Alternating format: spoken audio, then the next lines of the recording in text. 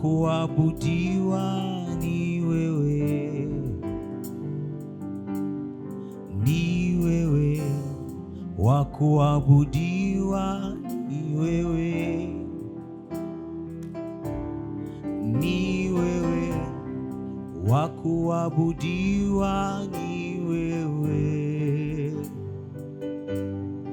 ni wewe, wa kuabudiwa ni wewe, ni wewe, ni wewe, wa kuabudiwa ni wewe, ni wewe Bwana, ni wewe, wa kuabudiwa ni wewe, Bwana ni wewe, ni wewe, wa kuabudiwa ni wewe, Bwana ni wewe, Bwana ni wewe, wa kuabudiwa ni wewe, wa kupewa sifa, wa kupewa sifa na utukufu na heshima ni wewe, mwenye nguvu na uweza ni wewe, wa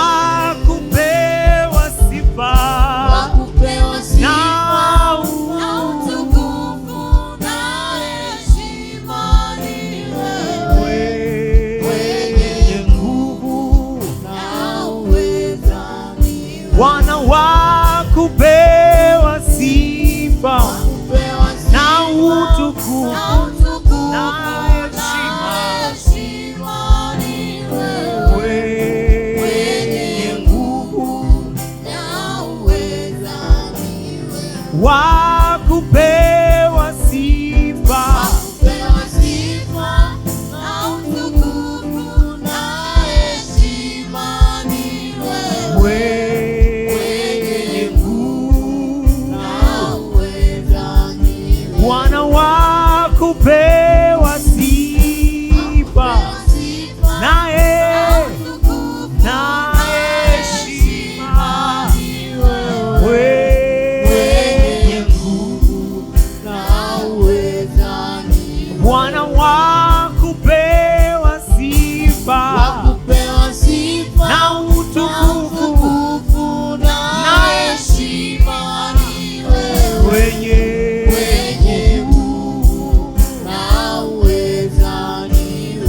wa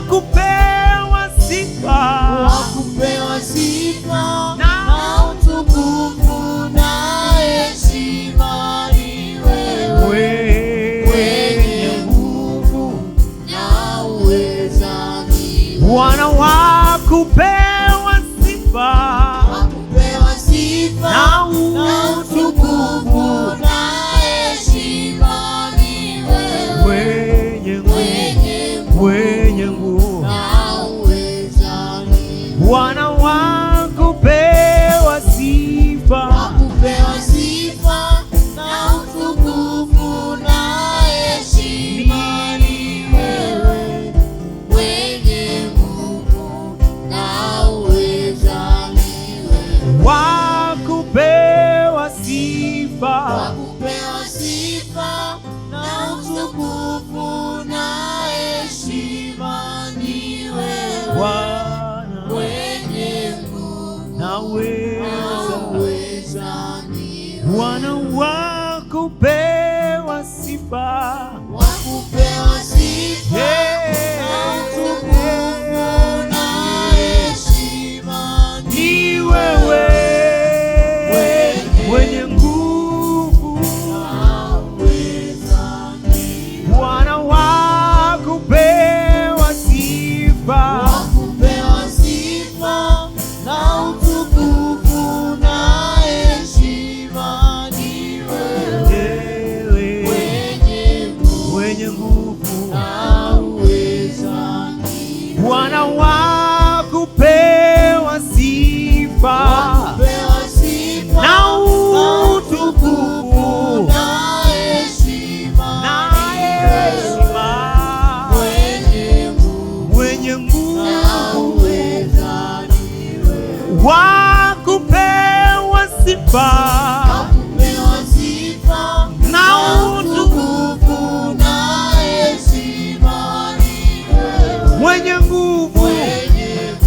na uweza.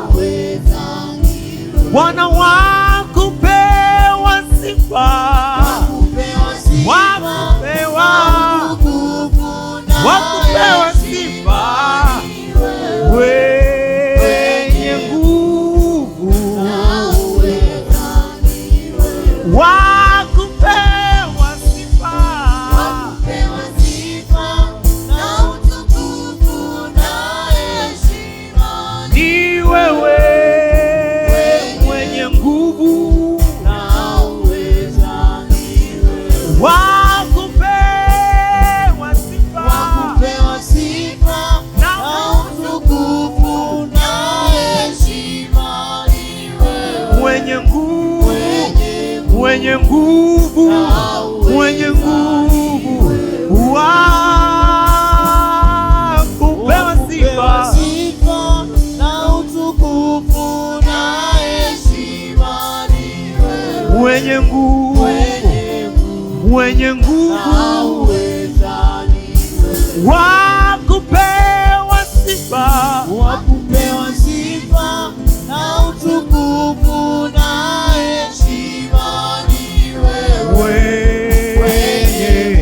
mwenye nguvu, Mungu wakupewa sifa, wakupewa sifa. Ni wewe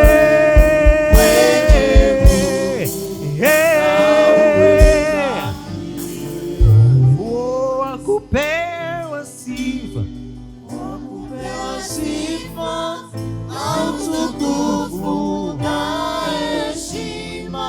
Ni wewe mwenye nguvu na uweza. Nakushukuru sana, asante kwa ajili ya jioni nzuri. Nakushukuru kwa ajili ya nafasi ambayo umetupa ya kuja mbele zako kusikia neno lako. Tuko tayari kusikia toka kwako. Mioyo yetu na miili yetu tumeielekeza kwako, Bwana. Utufundishe, uzielekeze akili zetu. Roho Mtakatifu, nguvu zako na uwezo wako zitufunike na kutukalia. Fungua akili yetu tupate kuelewa na maandiko. Ufahamu wetu, Bwana, ukubali kile ambacho unatufundisha. Utashi wetu, Bwana, na nafsi zetu zikubali kupokea kile unachotufundisha na kukiweka kwenye matendo, Bwana. Sisi tuwe chachu ya wengine, Mungu, katika jina na damu ya Yesu Kristo. Tuguse kila mmoja wetu. Anza na sisi, Bwana. Endelea kutushuhudia ndani ya mioyo yetu, nguvu zako na uwezo wako zikitusukuma kufanya yale ambayo unatufundisha. Tunakushukuru sana, Bwana, kwa ajili ya zawadi nzuri ya muda na mafundisho ambayo unatupatia. Katika jina la Yesu tunajitiisha na kutiisha mazingira yote, Bwana, ya eneo hili katika kichwa chako. Tuhudumie, tufundishe, Bwana, tupe uweza wa kuyaishi yale ambayo tunajifunza, katika jina na damu ya Yesu Kristo wa Nazareti aliye hai. Na wote tuseme amen. Amen. Asante watu wa kusifu na kuabudu, mnaweza mkachukua nafasi zenu. Bwana Yesu asifiwe. Kama ambavyo tumeendelea kujifunza asubuhi kwa habari ya wakuu wa upande wetu wa nuru na namna ambavyo tunahitaji ku-align, kujiungamanisha nao ili kuweza kuwa na ushindi katika ulimwengu wa roho.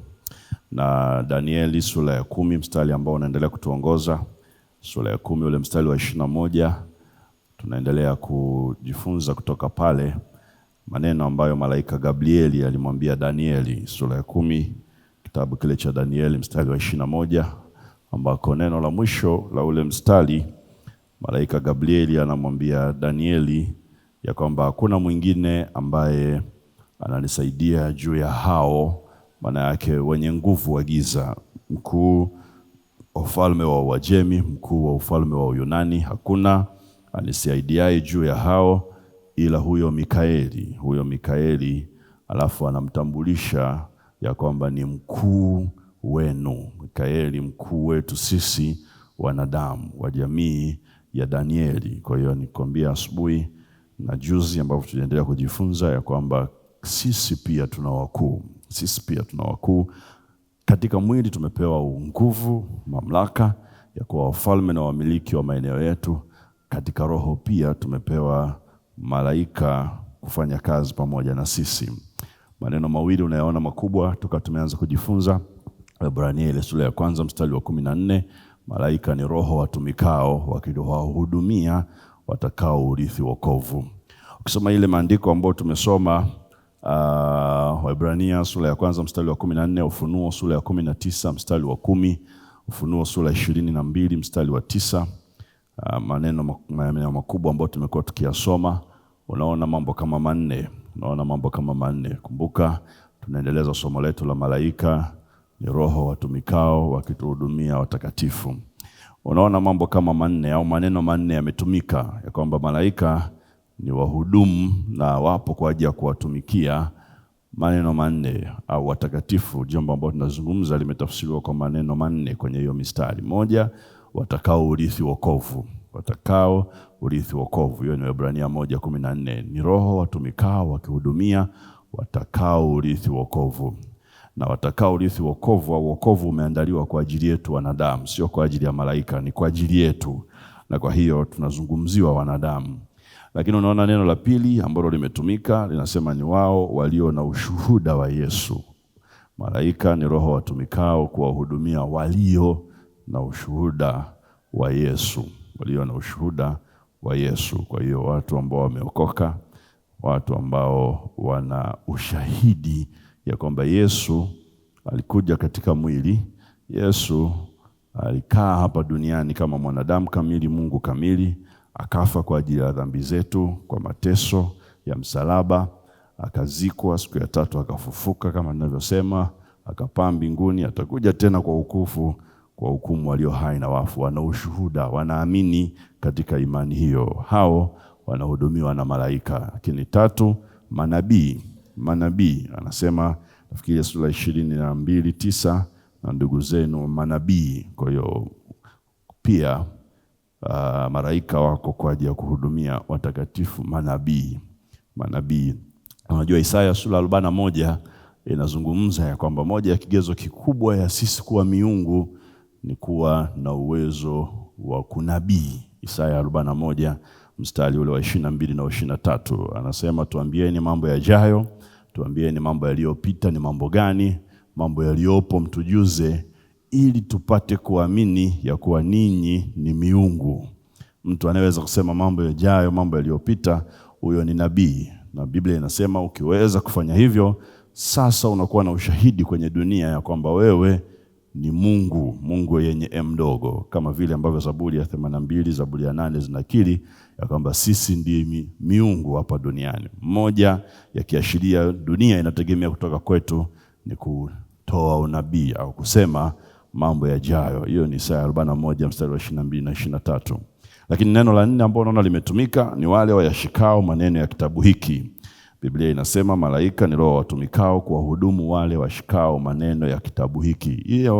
Haya yote maneno manne unayaona kwenye Waebrania 1:14, Ufunuo 19:10, Ufunuo 22:9 ambazo tumesoma. Wale wayashikao maneno ya kitabu hiki, yani Biblia, na hilo ni neno lililoandikwa ili uweze kulitamka malaika watende kazi. Kwa hiyo kumbe kama hauna neno hili ambalo limeandikwa, then hauna neno la kuwashawishi au la kuwapa nguvu malaika kutenda kazi. Kwa hiyo lazima uwe mshika neno la Mungu liwe kwa wingi ndani yako ili uweze kutumikiwa na malaika. Kwa sababu kumbuka Zaburi ya 103 mstari wa 20 inatuambia wazi, nguvu, mafuta ya kutenda kazi ya malaika ni sauti ya neno. Kwa hiyo wanaangalia neno lililoandikwa, lakini wanasubiri litamkwe ili waweze kupata nguvu ya kutenda kazi. Na Biblia inasema pia ya kwamba ushuhuda wa Yesu ndio roho ya unabii. Maana yake lazima uwe na ushuhuda wa Yesu. Ushuhuda wa Yesu ni kitabu hiki. Biblia nzima hii ni ushuhuda wa mtu mmoja tu, Yesu Kristo, mwana wa Mungu aliyekuja katika mwili. Kwa hiyo huu ni ushuhuda tulionao wa Yesu. Na huu ukiushika umefungua mlango wa malaika kutenda kazi kwa ajili yako. Anasema unaona maneno mawili, neno lile la Waebrania 1:14 anasema ni wahudumu au watumishi. Watumishi ni neno shemasi Kiswahili. Kwa hiyo ni kweli ni watumishi wetu, lakini tunahitaji kuwapa heshima kama wale watutumikiao katika mwili tunavyowaheshimu ambao ni watumishi wa Mungu. Lakini unaona neno la pili limetumika sana kwenye Ufunuo, malaika akisema sisi pia, mimi ni mjoli wa Bwana kama wewe. Na mjoli tulisema ni mtumishi au mtumwa wa Bwana mmoja. Tukisema nami ni mjoli wako katika Bwana, maana yake ni mtumwa mwenzako kwa Bwana mmoja. Kwa hiyo malaika wanashuhudia pia kwamba wao ni watumishi kama sisi tulivyo watumishi kwa Bwana mmoja. Na tuliangalia ile juzi, nafikiri unaona Ufunuo 19, Ufunuo 22, kote malaika wakimkataza Yohana asiwasujudie, wakisema msujudie Mungu. Sisi pia hatustahili kusujudiwa isipokuwa Mungu.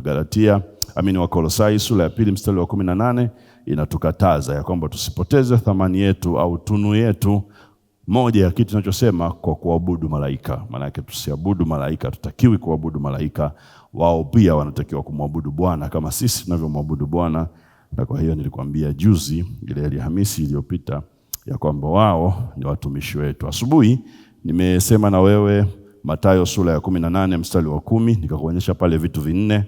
Mathayo sura ya 18 mstari wa 10 inasema, angalieni msidharau mmojawapo wa wadogo hawa. Angalieni msidharau mmojawapo wa wadogo hawa.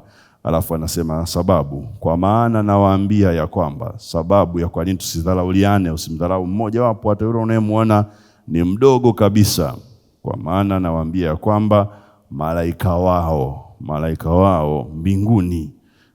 wao mbinguni siku zote utazama uso wa Baba yangu aliye mbinguni. Huyu ni Yesu anatoa maelekezo. Nikakwambia kuna mambo manne unayaona hapa. Jambo la kwanza, kila mmoja ana malaika wake. Sawa, inasema msimdharau mmoja wa wadogo hawa, kwa maana malaika wao mbinguni. Kila mtu ana malaika wake. Jambo la pili nikakwambia unaliona, sio mmoja. Kila mtu ana malaika angalau kwa kuanzia wawili, tukichukua mstari, kwa sababu anatumia neno la wingi. Malaika wao, sio mmoja, malaika wao. Amesema mtu mmoja wapo wa hawa usimdharau, kwa sababu malaika wao mbinguni wengi, zaidi ya mmoja. Kwa nilikwambia asubuhi, ndivyo malaika pia watendavyo kazi. Waebrania 12 mstari wa 22 anasema na wingi wa jeshi la malaika. Malaika wanafanya kazi kwa staili ya jeshi, kwa makundi. Kwa hiyo kila mmoja wetu ana uhakika, sio tu kwamba ana malaika wake mbinguni, lakini ana malaika zaidi ya mmoja. Malaika wako mbinguni wanaotazama uso wa Bwana siku zote, zaidi ya mmoja. Nilikusomea Mathayo sura ya 26 mstari wa 53, Yesu anavyowaambia, au mnadhani ya kwamba mimi siwezi kumwagiza Baba yangu akaniletea majeshi zaidi ya 12 ya malaika, zaidi ya majeshi 12. Malaika wengi sana ambao unaona Yesu alisema naweza kuagiza. Yeye mmoja angeweza kuagiza zaidi ya majeshi 12. Kuambia kwa utaratibu wa Kirumi na majeshi ya Kirumi ya kipindi kile, kila jeshi au legion kama alivyojiita yule Mgerasi kwamba na legion ndani yangu, lilikuwa lina askari kwa uchache kama 1400 mpaka 6000.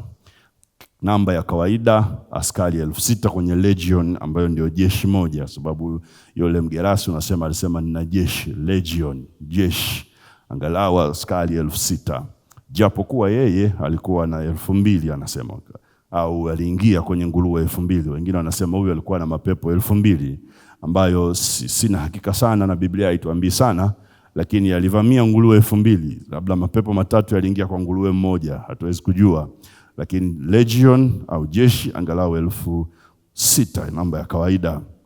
Kwa hiyo kama Yesu alisema anaweza kuagiza majeshi zaidi ya 12, hata tukibaki kwenye 12, maana yake ni 6000 mara 12, malaika zaidi ya 1072 angeweza kuagiza waje kumpigania. Ndivyo Biblia ambavyo, jambo ambalo Yesu alikuwa anataka tuone. Nataka uone ya kwamba una wingi wa jeshi la malaika ambao wanakulinda, ambao wanakuzunguka, na hao wako ili kukutumikia. Hii ni thamani kubwa sana ambayo Mungu ameiweka kwenye roho yako, hasa pale unapokiri ya kwamba umeokoka. Ndio maana umenunuliwa kwa damu ya thamani sana ya Yesu, sio ya vitu viharibikavyo, sio ya fedha, sio ya dhahabu, bali ya damu ya thamani. Na hiyo Mungu anaipa uthamani, amekuheshimu, anakupa malaika 1000 kukulinda. 1000 kukulinda. Na hiyo ni thamani kubwa sana. Nikwambia Mathayo sura 4 mstari wa 11 nayo inasema, inathibitisha kwamba kila mtu ana malaika wake, kwa sababu Biblia inasema Yesu baada ya kushinda majaribu, malaika wakaja, sio mmoja, malaika wakaja wakamtumikia. Wakaja malaika wengi wakamtumikia, sio malaika mmoja, wakaja wakamtumikia. Kwa hiyo ni uthibitisho pia kwamba una malaika wako, kwa sababu Yesu mwanadamu kamili katika huduma yake ya kidunia, malaika walikuja wakamtumikia, ministered unto him, wakamtumikia. Wewe pia una malaika wanaotakiwa kukutumikia. Haleluya. Kwa nini tunaongea haya? Nilisema ili uondoe hiyo fikra ya kuona ya kwamba malaika pengine ni viumbe wa juu sana, utakiwa kuwataja, utakiwa kuona ya kwamba una uhusiano nao. Kimsingi unatakiwa kuwa na uhusiano nao, kwa sababu ndivyo walivyo na ndicho ambacho wamepewa kutuhudumia. Na unajua moja ya ishara ambayo italeta vita sana kwenye maisha yako, moja ya ishara ambayo ibilisi anaiangalia ni kiwango cha malaika wanaokutumikia. Kiwango cha malaika wanaokutumikia. Unapoanza kufanikiwa katika ulimwengu wa roho, ghafla malaika ambao wanakuwa assigned, wamewekwa kwa ajili ya kutumikia, wanaongezeka. Yesu huduma yake ilivyotaka kuchanua, kabla hajaenda kwenye huduma ile, Mathayo 4:11 nimekuambia, inasema malaika walikuja wakamtumikia. Kwa hiyo unavyoingia kwenye kiwango fulani cha kiroho kikubwa zaidi ya ulicho nacho, kadri unavyoimarisha kiwango chako cha kiroho, wingi wa malaika wanaokutumikia pia unaongezeka. Na shetani anaona ya kwamba sasa malaika wanapanda na kushuka kwako, sasa malaika wanakuzunguka kwa wingi, anajua kuna jambo limebadilika. Na uwe na uhakika, hapo ndipo vita pia inapoongezeka, kwa sababu atajaribu kwa namna yoyote kukupoteza au kufanya usiendelee na unachoendelea nacho, kwa sababu ya uthamani anaouona wa malaika wanaokuzungukia. Jambo la tatu ambalo tumeliongea asubuhi kutokana na hii Mathayo 18:10 ni kwamba malaika unaona makazi yao ni mbinguni na huja duniani kwa ajili ya utumishi waliopewa. Makazi yao ni mbinguni na huja duniani kwa utumishi waliopewa. So ule mstari unasema malaika wao mbinguni hutazama uso wa Baba yangu siku zote. Malaika wao mbinguni. Kwa hiyo wako destined kuwa mbinguni, na kutoka huko wanafanya kazi yao wakishuka duniani na kurudi, kwa sababu makazi yao ni mbinguni. Yakobo sura 28, ni Mwanzo sura 28 mstari wa 12, Yakobo akaona ngazi imefunguka na kuna mlango, akasema mahali hapa kumbe ni nyumba ya Mungu. Akaona malaika wakipanda na kushuka. Kwa hiyo wanakwenda mbinguni, wanarudi duniani. Kwa nini? Kwa sababu makazi yao ni mbinguni. Wao ni watu wa mbinguni, au ni roho wa mbinguni. Kwa hiyo jua hilo, na Biblia hapa inatuambia wazi ya kwamba huja kwa kazi maalum. Injili ya Yohana nilikusomea sura ya 1 mstari wa 50 na 51. Injili ya Yohana sura ya 1 mstari wa 50 na 51 pia inathibitisha hilo. Na la 4 ambalo tuliangalia ni kwamba malaika wako na wa kwangu mbinguni hutazama uso wa Baba siku zote. Malaika hutazama uso wa Bwana au wa Mungu uko mbinguni siku zote. Siku zote. Kwa hiyo tuna uhakika ya kwamba kama tuna kitu cha kimbingu ambacho tunakihitaji, tukijihusianisha na hawa malaika, tuna uhakika ya kwamba uso wa Bwana utakuwa na sisi siku zote. Kwa nini? Kwa sababu hawa wanaotutumikia muda wote wanaotazama uso wa Bwana. Kwa hiyo ni muhimu sana ukajihusianisha nao kama una kitu cha kimbingu. Luka sura ya 1 mstari wa 19 tulisoma.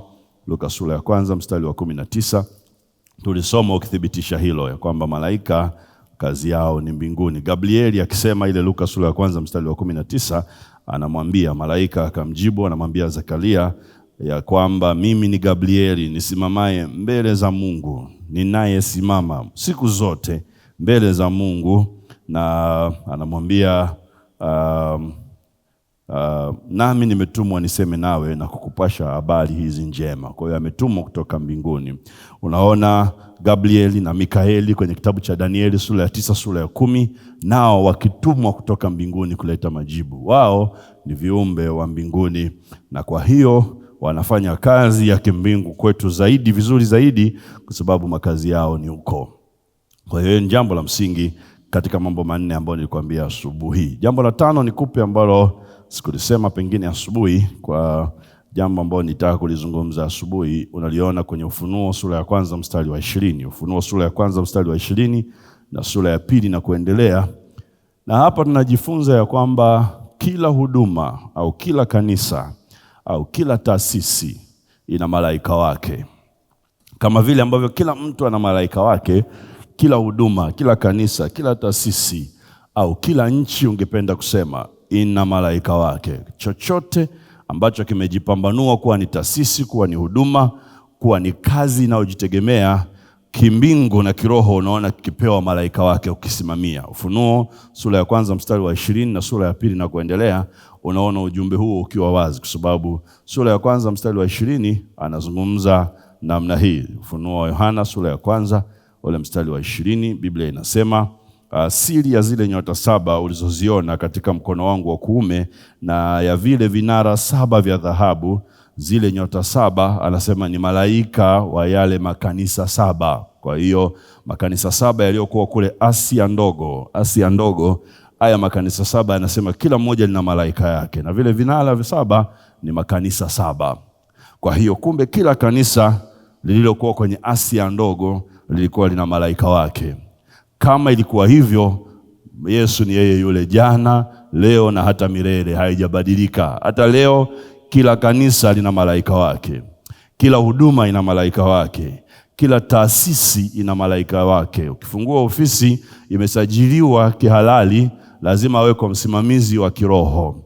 Kwa hiyo malaika atasimamia hiyo ofisi, atasimamia hiyo biashara, atasimamia chochote unachokifanya ambacho kinakuwa taasisi, kinakuwa ni kimesajiliwa kimfumo, kina malaika anayekisimamia. Wa nuru atakuwepo, amepewa majukumu, ni wewe kujihusianisha naye.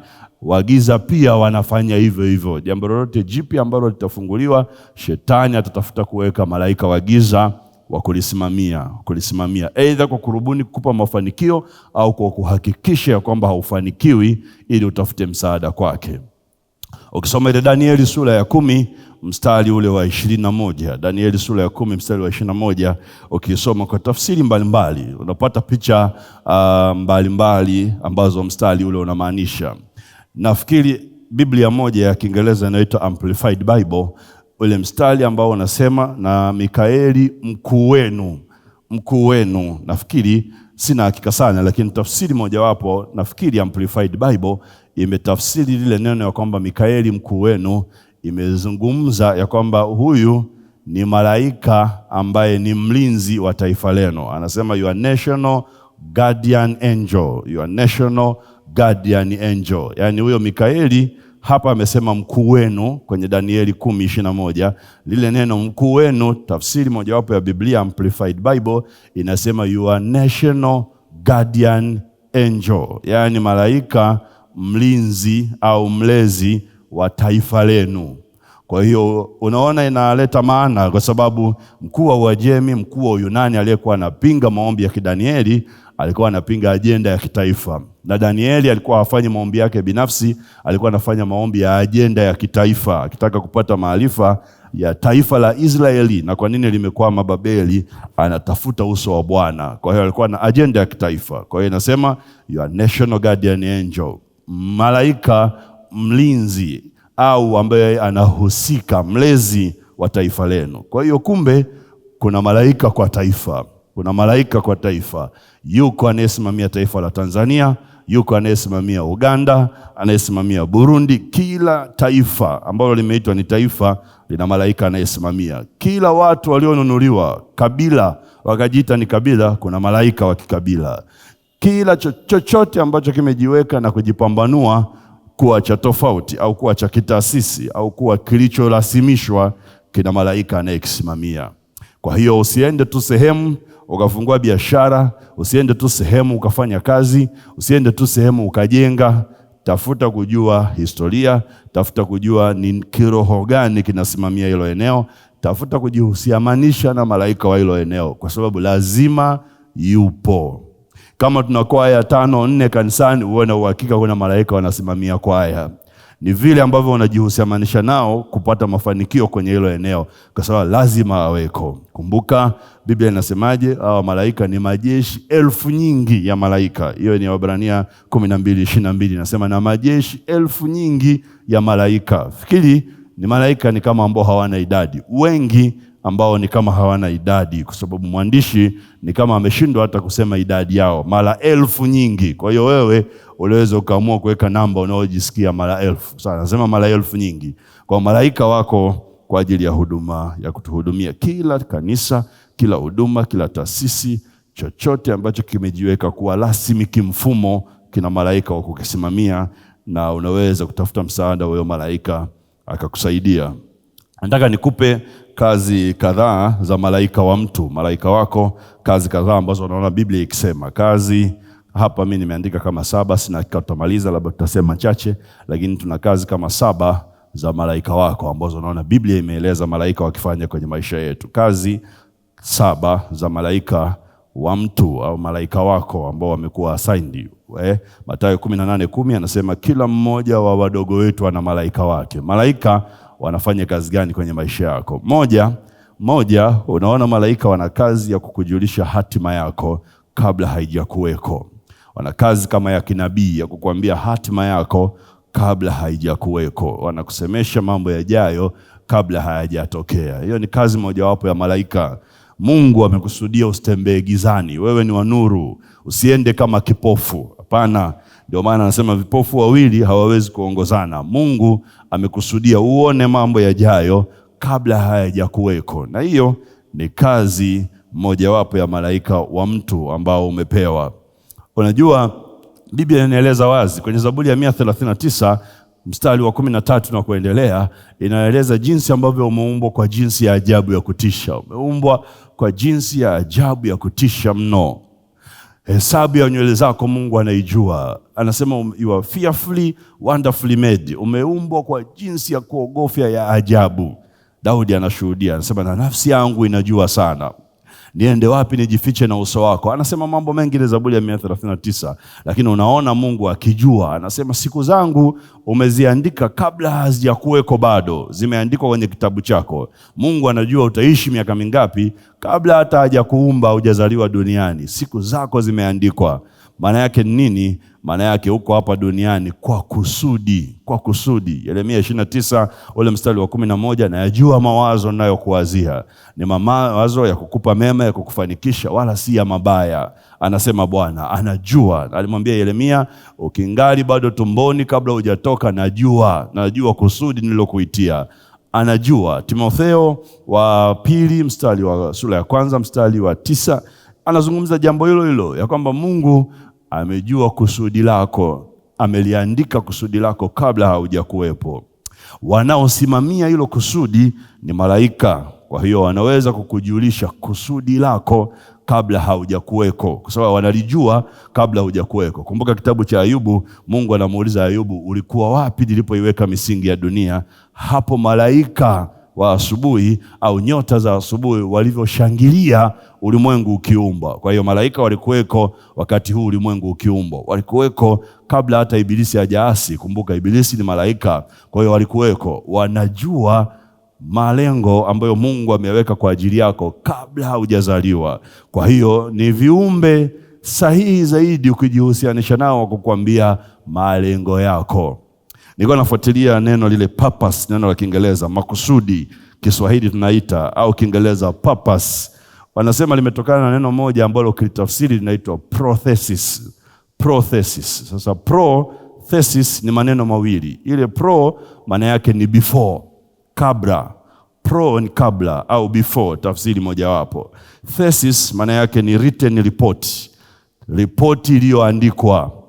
Kwa hiyo neno purpose ambao sisi tunaita makusudi ni prothesis. Maana yake ni ripoti yako ambayo imeandikwa kabla haujakuweko. Kwa hiyo kusudi ni kile ambacho Mungu amekuandalia kabla wewe haujakuweko. Hilo ndio kusudi. A prothesis. A written report written before you were born. Kabla hujazaliwa, kabla hujaumbwa, kuna ripoti iliyoandikwa. Ndio maana Mungu anamwambia Yeremia, nakujua. Hata tumboni hujaingia mimi nimekujua. ninajua nilichokuitia, useme mimi ni mdogo. Isaya useme ulimi wangu mzito, na kujua kabla sijakuweka tumboni kwa mama. Wewe unahitaji tu kusafisha huo ulimi kwa kaa la moto ukaifanye kazi yangu. Ninajua. Na kila mmoja wetu Mungu ana kusudi alilomfanya aje duniani. Yaani kuna kusudi lako limeandikwa kabla haujazaliwa. Wanaoweza kuona hilo na kulijua ni malaika wako ambao unajua kama tumevyozungumzwa tayari wamekuwa assigned, wametengwa kwa ajili ya kukutumikia. Kwa hiyo malaika hawakutumiki blindly, hawakutumiki gizani, hawakutumiki kwa upofu. Wanapokuwa assigned, wanapowekwa kwamba huyu ni malaika wako, anapewa na hiyo kusudi, anapewa na hiyo ripoti yako iliyoandikwa kabla haujazaliwa. Utazaliwa lini? Utaishi namna gani? Yote wanajua. Ndio maana Gabrieli alipoulizwa na Mariamu, yatakuwaje mambo haya? Akamwambia Roho Mtakatifu atakujilia. Atakujilia, uwezo aliye juu utakufunika. Kitakachozaliwa kitakuwa kitakatifu. Maana yake tayari kuna ripoti ya Mariamu ilishaandikwa kabla hajazaliwa, na wanaoisimamia ni malaika. Kwa hiyo malaika ana kazi ya kukujulisha hatima yako kabla haijakuweko. Kabla wewe haujazaliwa, hiyo hatima yeye anaijua na anaweza kukuambia. Tuna muda wa kusoma maandiko, lakini ukisoma Biblia hiyo Luka 1:13 unaona, Luka 1:13 unaona alimwambia Zakaria na Elizabeti habari ya mtoto wao Yohana, ambaye ni Yohana Mbatizaji. Alimwambia utapata mtoto mwakani majira kama haya, mzee Zakaria, utakuwa na mtoto na utamuita Yohana. Anajua hata jina kabla mtoto hajaja. Huyu ni malaika. Ukienda mstari wa 30 hiyo sura ya kwanza ya Luka, unaona Mariamu akiambiwa habari za Yesu. Nini? Anajua habari za Yesu atakayekuja kuzaliwa kama mwanadamu kabla hajakuwepo. Ana ripoti yake na nini atakuja kufanya, na jina lake ni jina gani, na jina lake la huyo mtoto anajua. Angalia Matendo sura ya 27 mstari wa 23-24, malaika alijua hatima ya Paulo. Matendo 27 mstari wa 23 hadi wa 24 unaweza ukasoma hatima ya Paulo. Paulo anawaambia wanaume, malaika amenitokea usiku huu na amesema hakuna hata mmoja wetu atakayepoteza hata unywele mmoja. Malaika amekuja kunitolea. Anajua niko kwenye kifungo, anajua ninapelekwa sehemu, nimefungwa pingu kama mmoja wa wafungwa, lakini mimi ndio mkombozi wa wote walioko kwenye hii meli na baadaye wa mataifa ambao napigana kwa ajili yao. Malaika alimtokea Paulo akamwambia kusudi. Ukisoma Mwanzo sura ya 24 mstari wa 7, Mwanzo sura ya 24 mstari wa 7, unaona malaika alijua ni nani atakuwa mke wa Isaka, na Biblia inasema malaika alimtangulia mbele mtumwa wa Ibrahim ili aende amtafutie mke Isaka, na akamuongoza kwa Rebeka. Kwa nini? Alijua kabla. Malaika wako alisema atanitangulia. Abraham anavyomtuma, Biblia inasema huyu malaika alimtangulia. Wacha tusome pale Mwanzo sura ya 24. Mwanzo sura ya 24 ule mstari wa 7. Unaliona alijua kabla, na yeye anashuhudia mtumishi wa Ibrahimu ya kwamba malaika amenitangulia mbele, amefanya njia yangu kuwa nyepesi, na ikiwa hivyo nitarudi na majibu yaliyo sawa. Mwanzo 24 mstari ule wa 7, Biblia inasema Bwana Mungu wa mbingu alinitoa katika nyumba ya baba yangu na kusema nami katika nchi niliyozaliwa. Aliniapia akisema nitawapa uzao wako nchi. Yeye atampeleka, anamwambia yeye atampeleka. Angalia malaika wake mbele yako, nawe utamtwalia mwanangu mke tokea huko. Alivyokuwa anamwapisha mtumishi wake ya kwamba aende, anasema malaika wa Mungu ambaye yamenileta katika hii nchi atakuongoza, nawe utakwenda umtwalie mke mwanangu. Ana uhakika malaika anajua mke sahihi kwa mwanaye. Ana uhakika malaika hatakosea mke sahihi kwa ajili ya mwanaye. Ni kazi ya malaika. Kwa nini? Kusudi la Isaka, kusudi la Ibrahimu analijua kabla hawajakuweko, na kwa hiyo ana uhakika ya kwamba malaika hatakosea. Na unaona jambo hilo likitokea kweli, malaika akaenda mbele ya mtumishi wa Ibrahim na akamletea mkewe mtoto. Mwanzo sura ya 18, sura ya 19, unaona malaika walijua kusudi la Ibrahim, kusudi la Lutu na mji wa Sodoma na Gomora. Kabla haujakuweko malaika walijua kusudi. Mwanzo hiyo ni sura ya 18, sura ya 19. Sura ya 32 Mwanzo unaona mstari wa 24 kwenda hadi 26, malaika walijua ripoti iliyoandikwa kabla Yakobo hajakuweko. Mwanzo 32 mstari wa 24 hadi 26, Yakobo anapambana na malaika, anasema sikuachi usiponibariki. Akambadilisha jina, akamwambia sasa utaitwa Israeli. Anajua hatima yake, sio mtu, ni taifa. Wewe sio mtu tu Yakobo, wewe ni taifa, sasa utaitwa Israeli. Kwa nini? Kwa sababu wanajua hatima. Ni kazi ya malaika kukujulisha hatima yako kabla haijakuweko. Bwana Yesu asifiwe. Bwana Yesu asifiwe. Mwaka huu tusitembee gizani, tusitembee kipofu. Tafuta kujiungamanisha na malaika wako wakwambie hatima yako, hatima yako, hatima yako. Na ukijua hatima yako, maisha yako yamebadilika. Haleluya.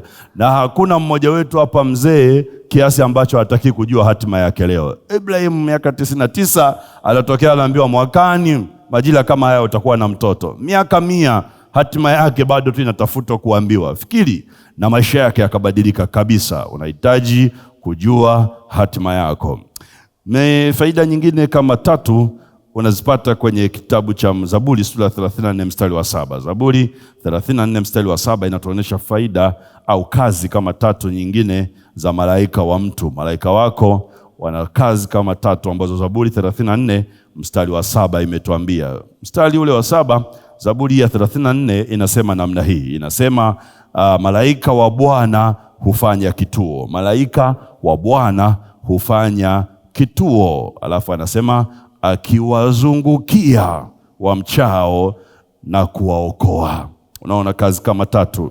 Moja ni kazi ya malaika zako kufanya kituo kwenye maisha yako. Kufanya kituo kwenye maisha yako. Hiyo ni kazi ya malaika wako. Malaika wa Bwana ana kazi ya kufanya kituo kwako. Lile neno kufanya kituo, neno la Kiingereza limetumika pale ni encampment, au kufanya kambi kwenye maisha yako. Tungeongea neno la Kiswahili. Malaika wamepewa kazi ya kufanya kambi au kuzungushia wigo maisha yako. Kwa hiyo wanakupa ulinzi. Ni kama vile kukuweka chini ya ulinzi, lile neno kama ukilitafsiri. Kwa hiyo ni kazi ya malaika wako kuhakikisha ya kwamba wamekuweka chini ya ulinzi. Maana yake wao wametengeneza kambi ambayo wewe utaishi. Ndivyo walivyofanya kwa lugha ya picha, tukifundishwa pia taifa la Israeli. Kokote walikoenda wanasema wingu liliwatangulia mchana, nguzo ya moto usiku. Popote walipofanya kambi, wingu liliwafunika, wasingeondoka hapo mpaka lile wingu limenyenyuka. Huyo ni malaika wa Bwana alikuwa mbele zao kufanya kituo, kuhakikisha amewazingira. Biblia inasema lile wingu lingekaa sehemu mwezi, Israeli wangekaa hapo mwezi. Lingekaa siku 3, wangekaa siku 3. Lingekaa miaka 40, wasingeondoka mpaka miaka 40 iishe. Kwa nini? Kwa sababu kuna malaika wamefanya kituo hapo. Kwenda nje ya hicho kituo umejihatarisha, kwa sababu hauna ulinzi wa Mungu. Ndivyo ilivyo kwetu pia. Malaika wako wanafanya kituo, wanafanya kambi pale ulipo au maisha yako yanapotakiwa kubwa. Kwa hiyo ni muhimu ukawa na malaika wako, kwa sababu ni walinzi ambao wanakuzungushia wigo, ambao ni kama wamekuteka mateka ili ufanye mapenzi ya Bwana kulingana na maelekezo yako ambayo wamepewa ya nini kinatakiwa kutendeka kwenye maisha yako. Jambo la pili unaloliona, mstari huu unasema hawa malaika sio tu wanafanya kituo, akiwazungukia. Kwa hiyo ni kazi ya malaika kuwazungukia wamchao Bwana. Kila mtu anayemcha Bwana, malaika wake wana kazi ya kumzungukia. Kwa hiyo sio tu kufanya kambi, wana kazi ya roundabout.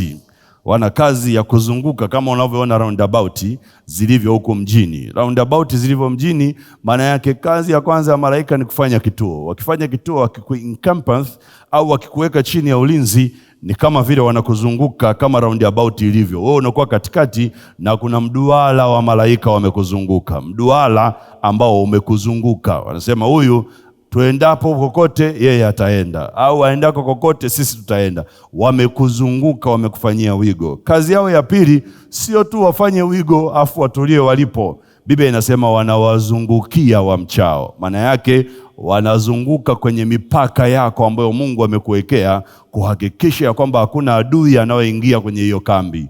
Haleluya, haleluya. Tulisema mwaka huu ni mwaka wa kuongezeka mara 1000, lakini hatuongezeki kizembe. Natakiwa tuongezeke kimipaka.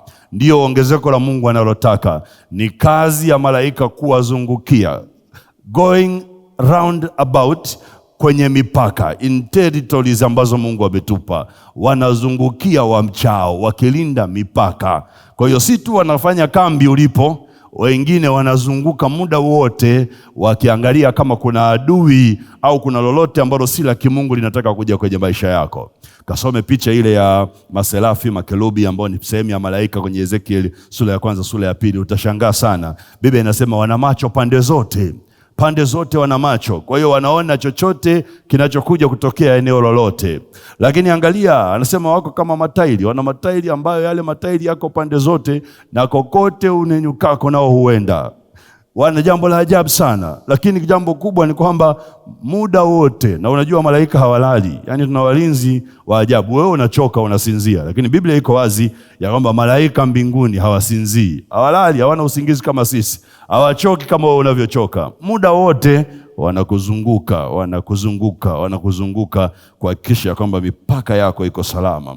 Zaburi ya 91 mstari wa 11 inatuambia jambo hili pia, ya kwamba Mungu kwa kila mtu ambaye anajifunza kukaa sirini pa Bwana na ameokoka, jambo moja kubwa linatokea, kwamba anawatuma malaika wake wanakuchukua mikononi. Anasema kwa kuwa ataagiza malaika zake wakulinde katika njia zako. Ile ni Zaburi ya 91 mstari wa 11. Anaagiza malaika, angalia, wakulinde katika njia. Kwa hiyo japokuwa wamefanya kituo, wamekufanya kambi, wamekuzingira katika njia, ukisogea hawawezi kukataa usogee. Maana yake nao wana roundabout, watasogea kule unakozoea. Kwa hiyo lile duala, hilo duala ambalo linakuzunguka la malaika linakwenda uendako. Kwa hiyo nao wanazunguka, ukipiga hatua wanazunguka kuhakikisha hiyo cycle iko, hiyo duara iko. Ukikimbia wanazunguka kama upinde wa mvua umekuzunguka. Ndivyo malaika wanavyofanya kazi, wanafanya kituo, lakini njiani wanakuchukua. Kokote uendako wanakuzunguka. Kwa hiyo una uhakika wa ulinzi wa kimipaka. Hakuna adui ambaye atakudhuru, kwa sababu hakuna atakayeingia kwenye mipaka yako. Malaika wanakulinda. Bwana Yesu asifiwe. Bwana Yesu asifiwe. Haleluya. Angalia jambo la tatu ambao unaliona, ambao ni faida ya 4 kutoka Zaburi ya 34 mstari wa 7. Anasema pia hawa malaika sio tu wanawazungukia wale ambao wanamcha Bwana, lakini anasema jambo jingine kubwa ambalo unaliona, anasema na kuwaokoa wale wamchao Bwana. Kwa hiyo malaika wanafanya kazi ya kukuokoa wewe ambaye unamcha Bwana. Kwenye ajali zote, kwenye hatari zote, malaika wanakuokoa. Wana kazi ya kuwaokoa wamchao. Ile Zaburi ya 91 ukirudi pale mstari wa 12, baada ya ule wa 11 anaosema mkononi mwao watakuchukua, usije wakulinde katika njia zako zote. Mstari wa 12 unasema tena mikononi mwao watakuchukua, usije ukajikwaa mguu wako katika jiwe. Kwa hiyo huo ni ulinzi. Usije ukaumia, usije ukapata ajali. Usijikwae mguu wako katika jiwe, maana yake usipate ajali, usiumie. Ni kazi ya malaika kukuokoa na hatari zozote ambazo ziko mbele yako, kukuokoa na mabaya yote ambayo ibilisi na wale ambao ni wakambi ya ibilisi wanayotuma kwako, wakuchukue mikononi mwao, wakulinde ili usijikwae mguu wako, usiumie kwa namna yoyote. Kwa hiyo malaika kazi yao ni kukulinda. Danieli sura ya 6 inathibitisha hilo. Angalia Danieli sura ya 6 mstari wa 21 hadi ule mstari wa 22. Ushuhuda wa Danieli baada ya mfalme kwenda anamuuliza Danieli, Mungu wako amekuokoa, wamemtupa kwenye tundu la simba. Lakini mfalme hana namna ya kumsaidia kwa sababu sheria ya mfalme haitanguki. Dario amepata shida usiku kucha. Biblia inasema hakula, amefunga usiku, anawaza Danieli itakuwaje huko aliko. Anavyokuja kumuuliza asubuhi, mstari wa 21 hadi wa 22, Danieli angalia jinsi anavyomshuhudia, kwa sababu asubuhi mfalme anakimbia kwenda kwenye tundu la simba. Muangalie Danieli ameokoka, Anamuuliza, tuanze labda wa 19. Asubuhi mfalme akaondoka mapema, akaenda kwa haraka mpaka penye lile tundu la simba. Naye alipolikaribia lile tundu, akamlilia Danieli kwa sauti ya huzuni. Mfalme akanena akamwambia, Danieli, Danieli, mtumishi wa Mungu aliye hai, je, Mungu wako unayemtumikia daima aweza kukuponya na simba hawa? Sasa angalia jibu la Danieli. Ndipo Danieli akamwambia mfalme, mfalme, uishi milele. Mungu wangu, angalia, amemtuma malaika wake, naye ameyafumba makano ya simba, nao hawakunidhuru, kwa kuwa mbele zake mimi nilionekana kuwa sina hatia. Unaona, anawaokoa wamchao, watakatifu. Nilionekana sina hatia, tena mbele yako mfalme sikukosa neno. Nataka unile neno, Mungu amemtuma malaika wake. Mungu mwaka huu atume malaika wake wanaokuhusu wewe, wakuokoe na kila hatari katika jina la Yesu Kristo. Mungu atume malaika zake kwa watoto wetu, wapo shuleni, wapo barabarani, waokolewe na kila makano ya simba katika jina la Yesu. Rafiki wabaya wasiwe rafiki wa watoto wetu katika jina la Yesu. Mungu awafarakanishe, awatenganishe na watoto wetu kokote waliko katika jina la Yesu. Familia zetu Mungu azilinde, amtume malaika wake anayehusika na maisha yetu, atuokoe na kila hatari. Kwa nini? Kwa sababu mbele zake sisi ni watakatifu. Mbele ya mfalme sisi ni watakatifu, hatuna neno, sisi ni wamchao Bwana, na ni kazi ya Mungu kutupa malaika wetu watuokoe na kila hatari katika jina la Yesu. Matendo sura ya 12, Matendo ya Mitume sura ya 12, unaona habari ya Petro. Amechukuliwa, amefungwa gerezani. Mstari wa 7 hadi ule mstari wa 10, kazi ya malaika kukuchukua mikononi na kukulinda usijikwae mguu wako. Petro ameishiwa nguvu, amekata tamaa, amelala kwenye kifungo cha ndani kabisa kwenye lile gereza. Lakini mstari wa 7 Matendo sura ya 12, Biblia inasema namna hii, mara malaika wa Bwana akasimama karibu naye, nuru ikamulika mle chumbani, akampiga Petro ubavuni, akamwamsha akisema, ondoka upesi. Minyororo yake ikamwanguka mikononi. Mstari wa 8, malaika akamwambia, jifunge, kavae viatu vyako. Akafanya hivyo, kisha akamwambia, jivike nguo yako, ukanifuate.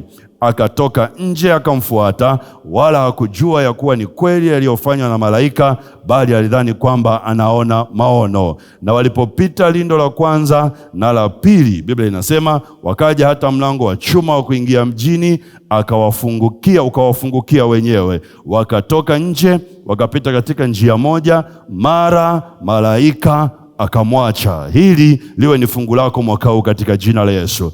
Katika hali ya udhaifu wako, pale ambapo unaona ni kama hauna msaada, umekata tamaa, pale ambapo unaona ni kama Mungu amekuacha, yuko malaika wa Bwana aliyetumwa kwa ajili yako, aje akuamshe, hata ikibidi kwa kukupiga kofi ubavuni kama alivyofanya kwa Petro, akuamshe utoke kwenye huo usingizi na akuongoze katika njia itakao kupeleka kwenye wokovu wako katika jina la Yesu.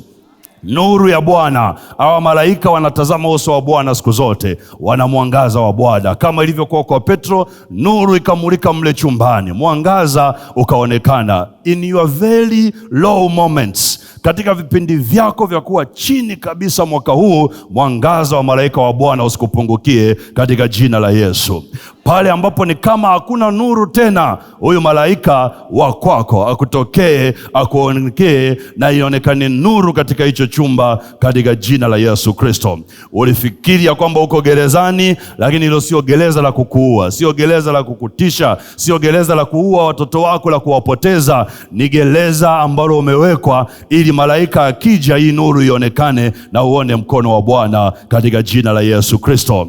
Akampiga Petro ubavuni, ishara ya kwamba kuna jambo jipya linazaliwa. Utakumbuka mwanamke alitoka katika mwanaume kwenye ubavu. Utakumbuka Yesu alipigwa mkuki ubavuni, damu na maji vikatoka. Ni hapo hapo Petro alipopigwa, na wewe malaika akuguse mwaka huu kwenye ubavu wako, uzae jambo jipya, uamke kutoka kwenye kila usingizi katika jina la Yesu. akupe nguvu ya kukwambia ondoka upesi, ya kwamba muda uliokaa hilo eneo unatosha. Akupe na kasi ya kutoka kwenye hilo eneo na familia yako katika jina la Yesu. Akupe na nguvu hata pale ambapo unaona ni kama maono, hauna uhakika na linalotokea. Hata hapo bado Petro aliendelea kutembea. Utembee hata kama hauoni ni wapi unaelekea, hata kama hauamini ya kwamba yanatokea.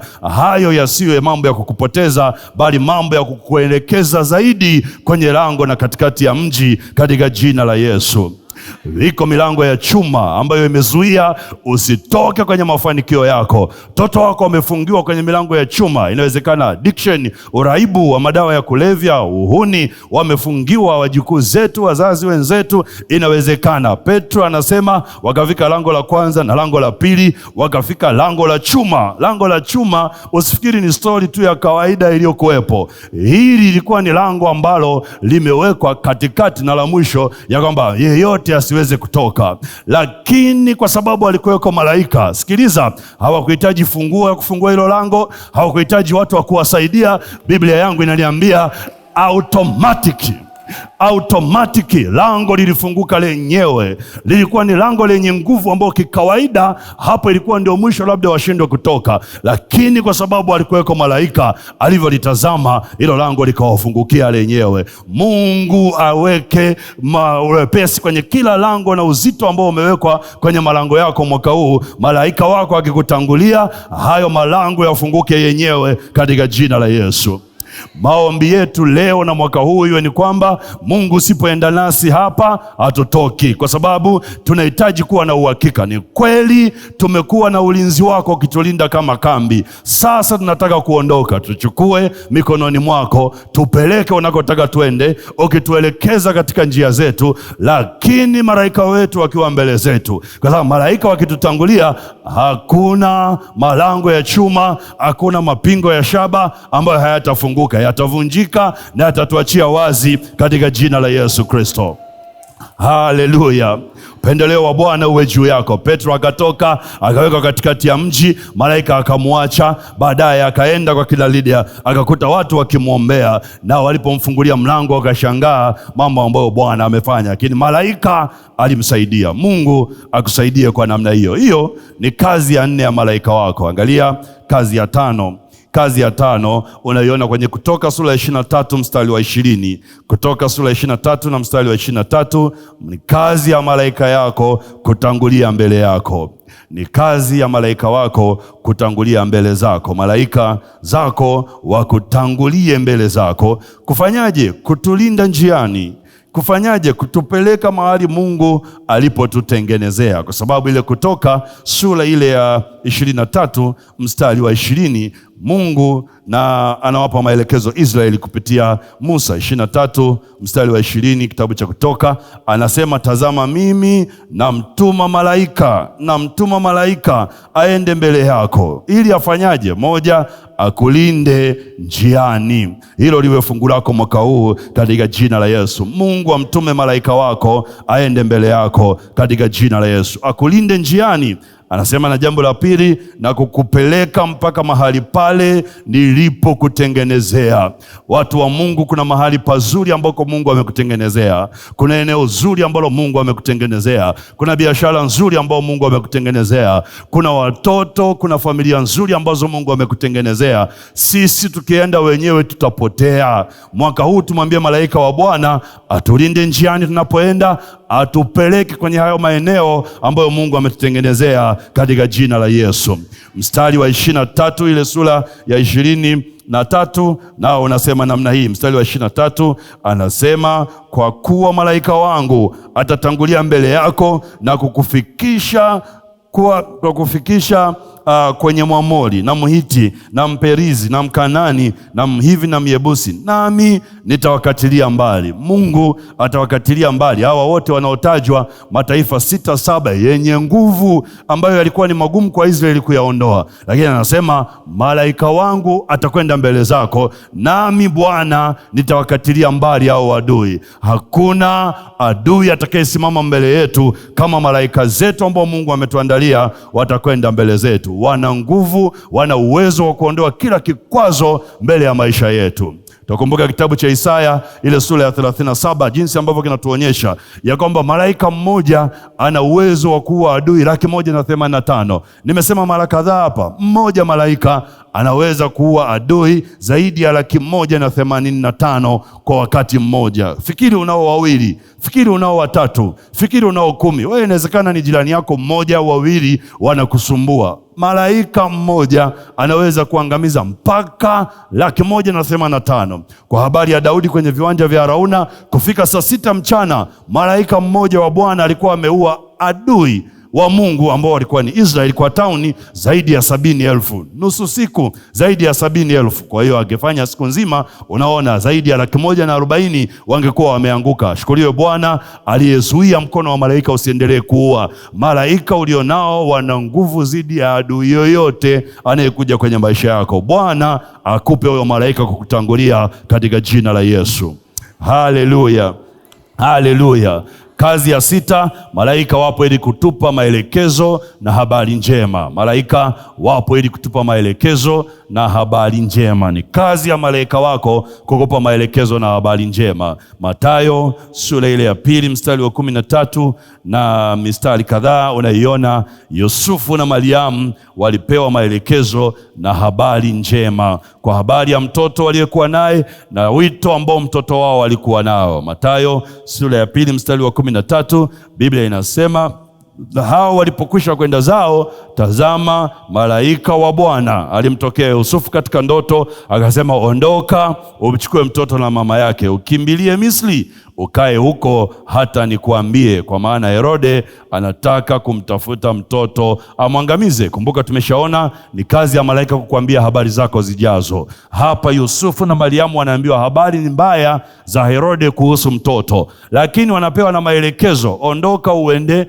Misri. Kikawaida Misri isingekuwa sehemu ya wao kukimbilia, lakini ilikuwa ni sehemu salama zaidi ya mtoto Yesu kutunzwa. Asante Yesu kwa sababu Misri ni Afrika.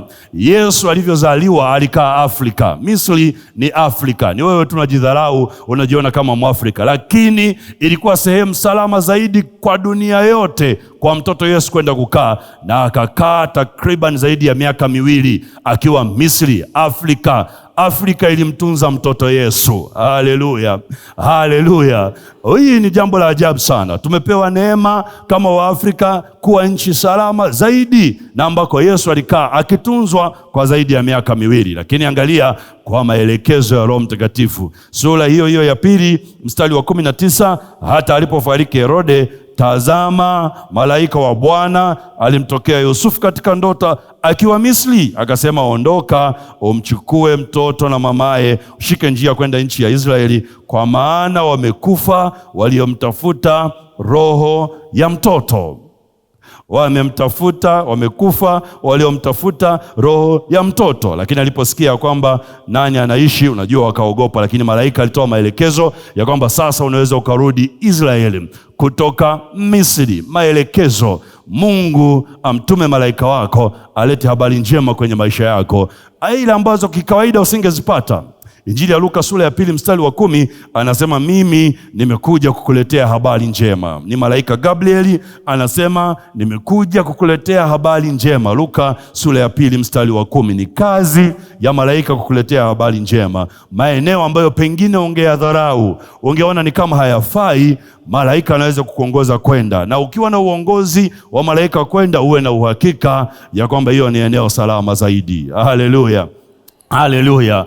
Ni nani ambaye alijua ya kwamba Yesu angeambia waje Misri? Unajua wakati mwingine ukitafsiri Biblia na kuitafakari, unaona jambo la ajabu sana. Unajua maji makubwa ya Misri ni mto Naili. Mto Naili uko hapa Uganda, chanzo chake ziwa Victoria. Hili lililoko Mwanza ndio chanzo kikubwa cha mto Naili Success. Ziwa Victoria hili Mwanza. Kwa hiyo Yesu miaka 2, Mariamu na Yusufu walikunywa maji ya ziwa Victoria. Wewe unajidharau huko Tanzania. Ni nchi ya ajabu sana. Kama mtu unaanzia ziwa Victoria unakwenda mpaka Misri, na alikaa miaka 2, alioga hayo maji, alikunywa hayo maji. Alikunywa maji ambayo sisi tunakula samaki wake mpaka leo. Haleluya. Haleluya. Wewe ni wa thamani sana mbele za Bwana katika jina la Yesu. Kuna mambo yametokea nchi hii ambayo ukiyafuatilia unaweza ukashangaa. Sina hakika, lakini kuna story moja ya jambo kubwa sana la kibiblia limeanzia Arusha. hapa Arusha Tanzania, kubwa mno. Sikumbuki ni story gani, lakini kuna jambo nakumbuka kulisoma, limeanzia hapo Arusha Tanzania, na liko kwenye Biblia la kimungu. Uko kwenye nchi ambayo Mungu amekupa upendeleo wa ajabu. Haleluya, haleluya. Mungu ampeleke malaika wake akupe maelekezo na akuletee habari njema mwaka huu katika jina la Yesu. Ya 7 na mwisho kwa leo ni kazi ya malaika wa Bwana ambao wamewekwa kwa ajili yako kukutia nguvu. Ni kazi ya malaika wa Bwana kukutia nguvu. Kwa hiyo Mungu akuletee huyo malaika pale unapoona umeishiwa nguvu ya kuendelea mbele. Malaika ambao Mungu ameweka kwa ajili yako, sio mmoja, sio wawili, wapo ili kukutia nguvu. Injili ya Luka sura ya 22 mstari wa 43. Injili ya Luka sura ya 22 mstari ule wa 43. Biblia inasema namna hii: malaika kutoka mbinguni. Kumbuka tulisema mbinguni ni makazi ya malaika. Malaika kutoka mbinguni akamtokea. Huyu ni Yesu wakati amepiga magoti akiomba. Akamtokea yule malaika, Biblia inasema akamtia nguvu. Naye kwa vile alivyokuwa katika dhiki, akazidi sana kuomba. Hali yake ikawa kama matone ya damu yakidondoka nchini. Alipoondoka katika kuomba kwake, akawajia wanafunzi wake, akawakuta wamelala usingizi kwa huzuni. Akawaambia, mbona mmelala usingizi? Ondokeni mkaombe, msije mkaingia majaribuni. Kwa wanafunzi hawakuruhusu malaika wao waongoze. Kwa Yesu wakati akiomba, malaika wake akaja akamtia nguvu. Akaja akamtia nguvu. Kwa hiyo unaona, dumu katika kuomba mwaka huu, kwa sababu ni kwa maombi. Ukilitamka neno la Bwana una activate, unahuisha malaika zako, na pale ambapo utakuwa ni kama umeishiwa nguvu, endelea kuomba, kwa sababu kwa kuomba huko una activate hawa malaika kuja na watakutia nguvu. Jambo ambalo ulifikiri na ukiona ni kama limekuja kukuua, sasa utashangaa unavuka kwenye hilo jambo ukiwa na furaha. Kwa nini? Kwa sababu furaha ya Bwana ndio nguvu zetu. Mungu katika jina la Yesu Kristo akujalie malaika wako kukuonyesha hatima yako mwaka huu na familia yako katika jina la Yesu. Akuonyeshe mambo ambayo hayajakuweko kabla hayajakuweko, uone hatima yako katika jina la Yesu. Kama alifanya kwa Mariamu, anaweza kufanya na wewe. Kama alifanya kwa Zakaria, anaweza kufanya kwa wako. Kama alifanya kwa Paulo, anaweza kufanya kwako. Kama alifanya kwa Ibrahimu akimwongoza mtumwa wake kwa ajili ya mkewe Isaka, anaweza kufanya kwako. Kama alifanya kwa Yakobo, bado ni Mungu yule yule, anaweza kukuongoza hatima yako. Malaika wako mbinguni mwaka huu wafanye kituo kwako na familia yako katika jina la Yesu. Wakuzungushie wigo, wakuweke chini ya ulinzi wao siku zote za mwaka huu katika jina la Yesu Kristo. Malaika wa Bwana waliokuwa assigned kwa ajili yako walinde mipaka yako yote mwaka huu katika jina la Yesu.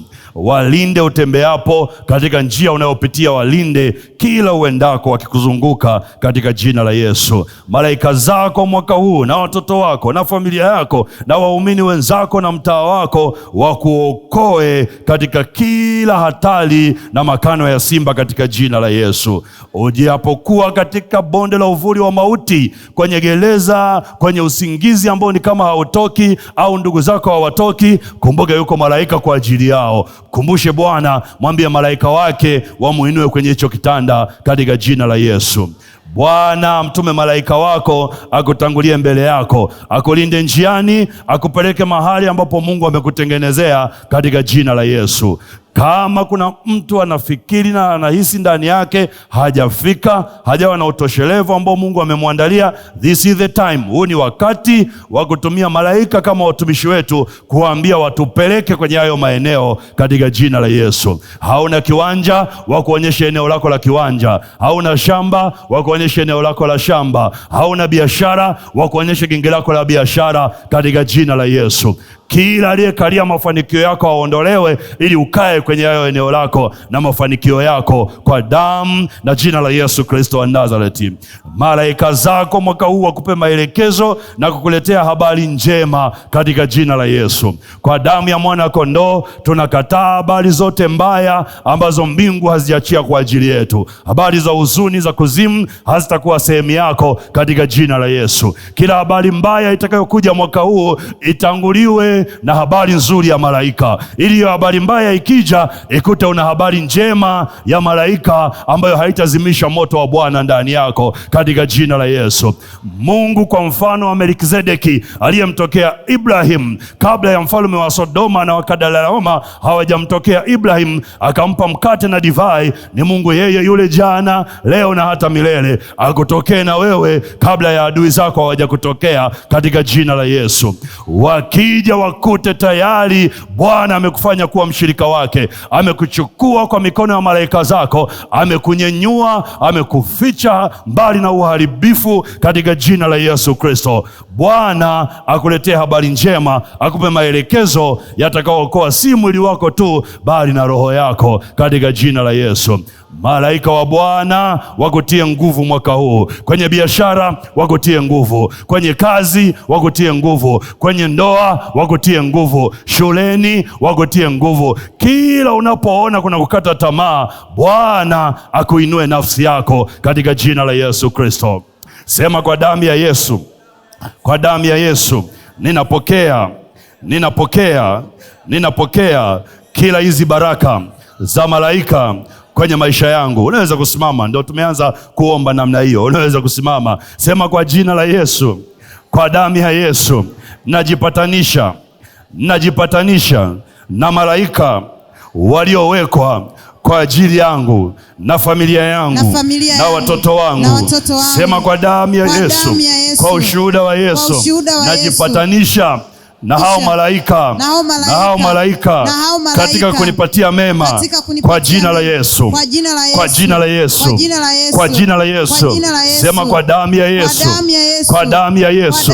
Mwaka huu napokea nguvu, uamsho wa ndani wa kusoma neno na kuliweka moyoni mwangu, na kuliweka moyoni mwangu. Sema, kwa damu ya Yesu natiisha akili yangu ikubali neno, ili ishi neno, ili tamke neno, ili malaika wasikie hiyo sauti ya neno, wanitumikie, wanizunguke, wanilinde, wanielekeze katika mahali sahihi kwa ajili ya maisha yangu, kwa ajili ya maisha yangu. Sema, kwa damu ya Yesu waniletee habari njema, katika jina la Yesu, katika jina la Yesu. Sema, mwaka huu najiweka wakfu fahamu zangu, kumbukumbu zangu, kukumbuka maneno ya Bwana yaliyoko ndani yangu. Sema, kwa jina la Yesu, mimi ninao ushuhuda wa Yesu ndani yangu. Sema, kwa damu ya Yesu mimi ninayo roho ya unabii ndani yangu, katika jina la Yesu. Sema, kwa damu ya Yesu, kwa damu ya Yesu. Sema, mimi ndiye nitakayeyashika maneno ya kitabu cha Biblia kwa ajili ya malaika kunitumikia, katika jina la Yesu, katika jina la Yesu. Sema, mwaka huu najipatanisha na malaika wangu, na malaika wangu. Sema, enyi malaika zangu, enyi malaika zangu, enyi malaika zangu, enyi malaika zangu. Sema, kwa damu ya Yesu ninajipatanisha nanyi, najipatanisha nanyi. Sema, ule utumishi ambao Mungu ameweka ndani yenu kwa ajili yangu. Sema, kwa damu ya Yesu, kwa jina la Yesu, mwaka huu niuone kwenye maisha yangu, kwenye maisha yangu. Sema, katika damu ya Yesu, katika damu ya Yesu, katika damu ya Yesu, katika damu ya Yesu. Sema, katika damu ya Yesu na kwa jina la Yesu ninajitoa kwenye kila kifungo, kwenye kila kifungo ambacho kinajipatanisha na nguvu za giza na kuzuia kazi ya malaika wa Bwana, malaika wa nuru kufanyika kwenye maisha yangu. Sema, najitoa kwenye hayo maagano, kwenye hayo mapatano ya ukoo, ya familia yangu. Najitoa kwenye maagano yote ya siri yaliyofanyika na kuweka jina langu kwenye hayo maagano na hizo madhabahu. Sema, mimi ni moto na ninajitoa kama kwa moto, kama kwa moto kwenye hizo madhabahu. Sema, kwenye hayo madaftari, kwenye hayo madaftari, kwenye hizo karatasi ambazo jina langu la familia yangu yameandikwa, ninajifuta kwa damu ya Yesu. Toka kwenye hayo maagano, toka kwenye hivyo viapo, toka kwenye hayo manuio. Sema kwa damu ya Yesu, kila madai ambayo nimepatanishwa nayo ninayafuta, ninayalipa kwa damu ya Yesu, kwa damu ya Yesu, kwa damu ya Yesu.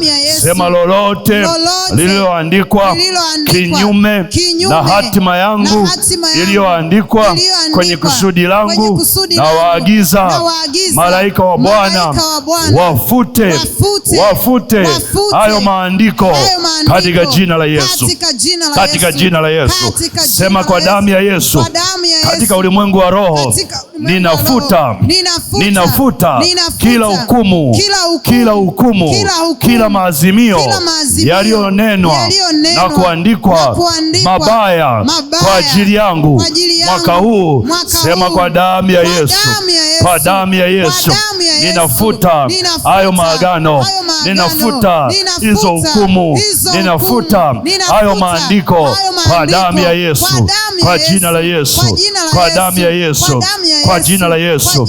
Sema mwaka huu malaika wangu wakinizunguka, wakinitumikia, mimi ni mshindi na zaidi ya mshindi, katika jina la Yesu, katika jina la Yesu.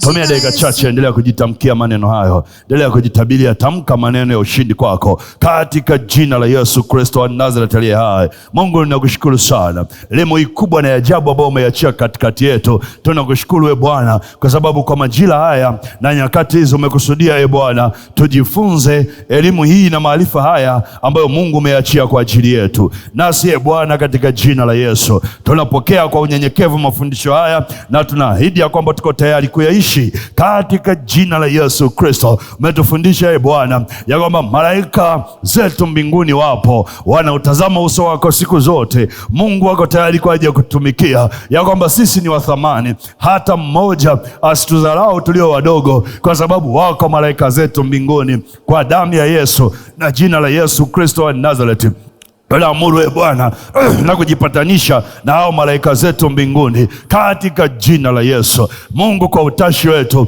tumejua ya kwamba Bwana sisi tunafaa kuabudu wewe tu, na umetupa malaika wetu Bwana kuwa watumishi wetu kwa ajili ya kutuhudumia katika jina la Yesu. Tunavaa hizo nafasi, tunachukua hizo nafasi kwa damu ya mwana kondoo. Sisi na familia zetu, sisi na watu wa nyumba zetu, sisi na watu wa dhehebu letu Bwana, na dini yetu na imani yetu na taifa letu, tunachukua hizo nafasi katika jina la Yesu na kwa damu ya Yesu Kristo wa Nazareti. Mungu, tunachukua hizo nafasi kwa utashi wetu Bwana na maamuzi yetu. Tumetambua ya kwamba wako malaika ambao wanahitaji kutuhudumia na kututumikia Bwana. Tunajipatanisha nao malaika, tunajipatanisha nao malaika, tunajipatanisha nao malaika katika ulimwengu wa roho kwa damu ya Yesu Kristo, kwa jina la Yesu Kristo. Na familia zetu na watoto wetu na wajukuu wetu tunajipatanisha na malaika wetu kwa damu ya Yesu Kristo na jina la Yesu Kristo.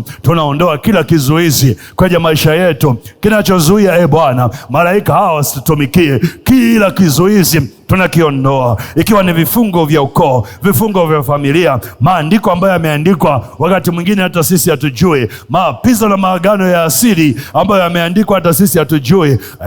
Kila zuio ambalo limewekwa kwenye maisha yetu malaika zetu wasitumikie, tunaondoa hilo zuio kwa damu ya Yesu, kwa jina la Yesu Kristo. Kama yako madai ya kisadaka, tunaondoa na kulipa hayo madai fidia kwa damu ya mwana kondoo, kwa jina la Yesu Kristo. Kama yalifanyika matambiko, iwe ni makaburini, iwe ni kwenye miti mikubwa, iwe ni barabarani, kwenye njia panda, kokote yalikofanyika matambiko ya wazee na babu zetu ambao wengine hata hatuwakumbuki wala hatuwezi kujua, wewe uliye Mungu wa rehema, uonaye sirini, Mungu, kwa damu ya Yesu tunaondoa hayo maagano, tunaondoa hayo matambiko ya roho zozote za wenye nguvu wa giza kutupatanisha nayo. Tunaondoa hayo matambiko kwa damu ya Yesu. Hiyo matambiko ya kitaifa tunayaondoa, Bwana. Naye malaika wanasimama kwa ajili ya taifa hili la Tanzania, ondoa hayo manuio, hayo manaio, hayo maandiko, hayo matambiko ya kitaifa kwa damu ya Yesu, kwa jina la Yesu. Kila kupatanishwa tulikopatanishwa nako kama raia wa Tanzania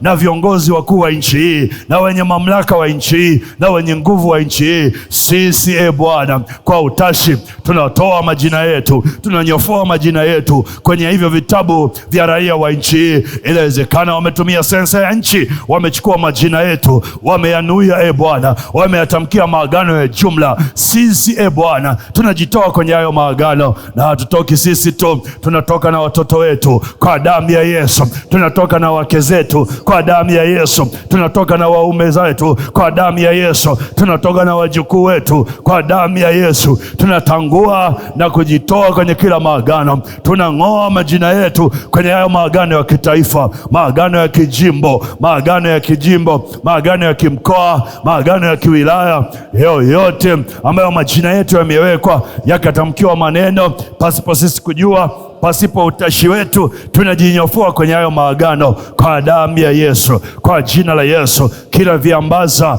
ambao malaika zetu wakiviangalia vinawazuia kutenda neno kwa ajili yetu, tunavunja hivyo viambaza, tunaangusha hizo kuta kwa damu ya Yesu, kwa jina la Yesu. Hayo magereza ambayo majina yetu yamewekwa, hayo mashimo ya kuzimu ambayo majina yetu yamewekwa, tunajitoa kwenye hayo mashimo, tunatoa kwenye hivyo vilinge, tunajitoa kwenye hizo madhabahu za giza kwa damu ya Yesu, kwa jina la Yesu Kristo, kwa damu ya Yesu, kwa jina la Yesu Kristo. Inawezekana ni alama za kupiga kura za kiuchaguzi, wametumia hizo alama kuachia roho za kututeka na kutesa maisha yetu. Tunakataa huo wino wa uchaguzi, tunakataa hivyo vidole vyetu gumba vilivyochukua huo wino katika jina la Yesu, au vidole vyetu vidogo vilivyochukua huo wino na kuambatanishwa na maagano ya kuzimu na ya kipepo. Tunajitoa kwenye hayo maagano, kokote huo wino ulikotoka, maneno yote uliotamkiwa, tunajitoa kwenye maagano ya huo wino kwa damu ya Yesu, kwa jina la Yesu Kristo. Wewe Mungu na malaika zetu muonao sirini, unajua ya kwamba tulifanya kula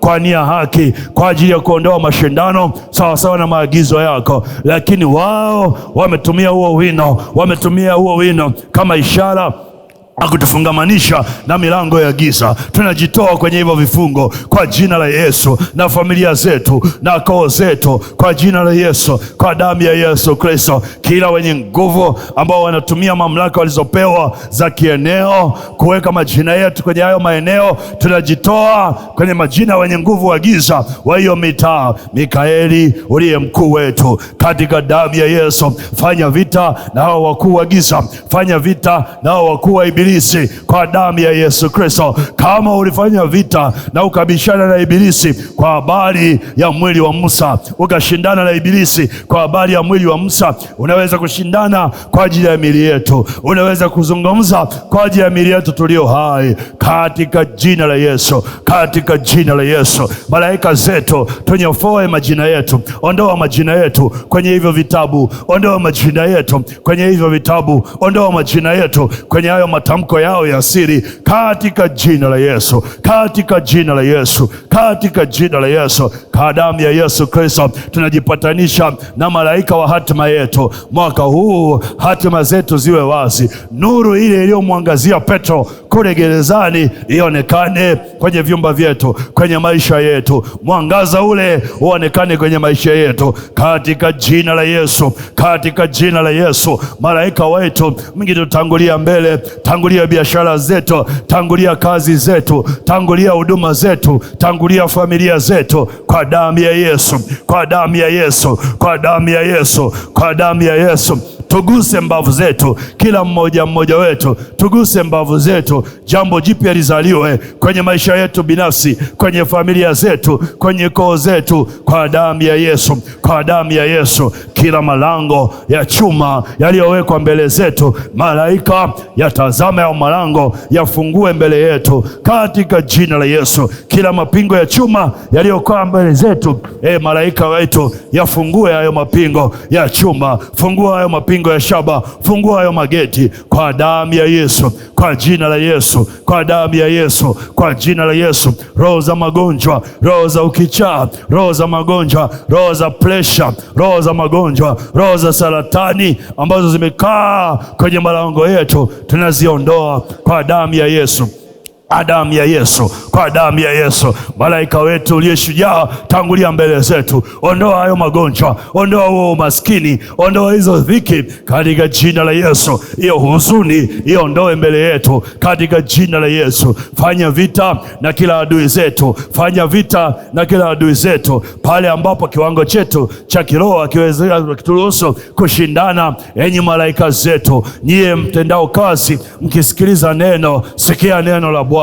Fanya vita kwa ajili ya adui zetu. Mwe ni adui wa adui zetu, jidhihirisheni kwetu, mtutangulie mbele yetu katika jina la Yesu. Tuzunguke familia zetu, tuzunguke familia zetu, tengeneza wigo kwenye koo zetu kwa damu ya Yesu, kwa damu ya Yesu. Kwenye mikono yenu mtuchukue kwa damu ya Yesu, kwa jina la Yesu. Tuchukue kwenye mikono yenu. Neno la Bwana linasema mtatuagizia malaika Bwana, nanyi mtatuchukua kwenye mimbawa zenu na mikono yenu, hatutajikwaa katika jiwe miguu yetu. Hiyo ni kazi yenu malaika. Tuchukue kwenye mbawa zenu, tuchukue kwenye mikono yenu, tusijikwae katika jiwe lolote, tusijikwae katika imani, kwa damu ya Yesu, kwa jina la Yesu, kwa damu ya Yesu, kwa jina la Yesu, kwa damu ya Yesu, kwa jina la Yesu, kwa damu ya Yesu, kwa jina la Yesu. Fanyeni kituo kwenye familia zetu, fanyeni kituo kwenye koo zetu, fanyeni kituo kwenye biashara zetu.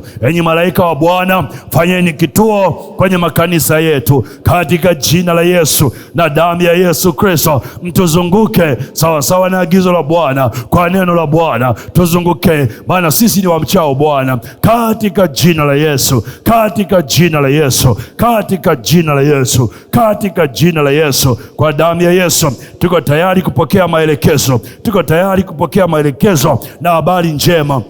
Tuna cancel na kufuta kila habari mbaya kwenye maisha yetu. Habari mbaya zozote zitanguliwe na habari njema ambazo nyie malaika mmebeba, katika jina la Yesu, katika jina la Yesu, katika jina la Yesu, katika jina la Yesu. Tuko tayari kupokea maelekezo kama mlivyofanya kwa Yusufu na kwa Mariamu, fanyeni kwetu pia. Enyi malaika zetu, mtuelekeze njia itupasayo kuiendea, mtuelekeze katika jina la Yesu miji tupatayo kuishi, mtuelekeze katika jina la Yesu masoko yafanyayo kufanya biashara, tuelekeze katika jina la Yesu ofisi zitupasazo kufanya kazi, kwa damu ya Yesu, kwa damu ya Yesu. Kama mlivyomwelekeza Yusufu na Mariamu ya kwamba wakimbilie Misri ili kumtunza mtoto, tunapokea hayo maelekezo kuanzia sasa, tunapokea hayo maelekezo kuanzia sasa kwa damu ya Yesu, kwa jina la Yesu. Sema nasi katika ndoto, sema nasi katika maono, kwa damu ya Yesu Kristo. Tuko tayari kupokea hayo maelekezo, hizo habari njema ambazo malaika Gabrieli unatumwa, tuko tayari kuzipokea. Leta hizo habari njema kwa damu ya Yesu, kwa jina la Yesu. Tunakataa kila habari mbaya kwenye maisha yetu. Iwapo ziko kesi katika mabaraza na mahakama za duniani, tunakataa habari mbaya za kushindwa hizo kesi za dhuluma katika jina la Yesu. Enyi malaika, semeni na hao mahakimu kama mliongea na yule kadhi kwenye ile Luka sura ya 18, mnaweza kuongea pia na makadhi wa kipindi hiki. Wapeni habari njema, wasikie sauti yenu mkiwaambia ya kwamba hizo kesi ni halali yetu, ni haki yetu kushinda, ya kwamba hao waliotushitaki ni wadhulumaji, wanataka kudhulumu haki zetu. Kwa damu ya Yesu Yesu, na jina la Yesu Kristo, mkitupa hekima ya kuongea, ya kunena na kusema utetezi kwenye kila mabaraza, kwa damu ya Yesu Kristo, kwa damu ya Yesu Kristo. Enyi malaika zetu, tunawaagiza kuingia kwenye hizo mahakama za mbinguni. Waibrania sura ya 12 ule mstari wa 22 unasema, na jeshi la malaika 1000 nao wanaongea kule mbinguni kwa niaba yetu. Enyi malaika zangu mbinguni, mnaotazama uso wa Bwana siku zote, malaika zetu mbinguni mnaotazama uso wa Bwana siku zote, kwenye hilo baraza, kwenye hiyo mahakama ya mbinguni, tetea haki yangu, semeni haki yangu kwa damu ya Yesu. Chukua ujumbe wa mbingu, ongea na hao makadhi, ongea na hao waliodhulumu haki zetu kwa damu ya Yesu, kwa damu ya Yesu, kwa damu ya Yesu. Enyi malaika zetu, simameni upande wetu, kemeeni ibilisi, mwambieni Bwana na akukemee, kama mlivyofanya kwa Zakaria, kama mlivyofanya kwa Yoshua, katika jina la Yesu. Mnaweza kufanya hata sasa, mnaweza kufanya hata sasa kwa damu ya Yesu. Tupe maelekezo ya hayo mavazi yenye uchafu ili tuyavue kwa damu ya Yesu, kwa jina la Yesu. Ninyi mtazama uso wa Bwana, mnaona shauri la Bwana, tuzungumzieni shauri la Bwana kwenye maisha yetu katika jina la Yesu, katika jina la Yesu, katika jina la Yesu. Tuone uso wenu, tuone uso wenu, tuone uso wenu, tuonekanie mwaka huu. Enyi malaika zetu, tuone huo wingi wa jeshi la malaika wanaotulinda mwaka huu katika jina la Yesu, katika jina la Yesu, katika jina la Yesu, kwa damu ya Yesu, kwa damu ya Yesu, kwa damu ya Yesu, kwa damu ya Yesu. Macho yetu ya mioyoni yatiwe nuru mwaka huu, macho yetu ya rohoni yatiwe nuru mwaka huu. Kila kiwi, kila magamba kwenye macho yetu tunayavua katika jina la Yesu, tunayaondoa katika jina la Yesu. Tunavua macho yetu ya mwilini kama Yoshua alivyofanya kwa damu ya Yesu, ili tuwaone malaika waliokuwa assigned kwa ajili yetu. Macho yetu ya rohoni yatiwe nuru, macho ya mwilini tunavua, tuone malaika waliopangiwa kwa ajili yetu kwa damu ya Yesu. Tuko tayari Bwana, tuko tayari Bwana, tuko tayari Roho Mtakatifu kwa ajili ya season mpya ya kipindi hiki kipya cha kujiliwa. Malaika watutokee majumbani mwetu, watutokee kwenye biashara zetu, watutokee kwenye kazi zetu kwa jina la Yesu, kwa jina la Yesu. Tuwaone kwa macho, tuwatambue kwa akili zetu katika jina la Yesu, katika jina la Yesu. Bwana, tupe hekima na ujasiri wa kuwatambua ya kwamba ni malaika wa kwako. Wakija mara ya kwanza tusiwatambue kama Bwana ulivyofanya kwa Manoa na mkewe. Tupe nafasi ya pili, tupe nafasi ya pili, tukiomba malaika zako watutokee Bwana uliowapanga kwa ajili yetu.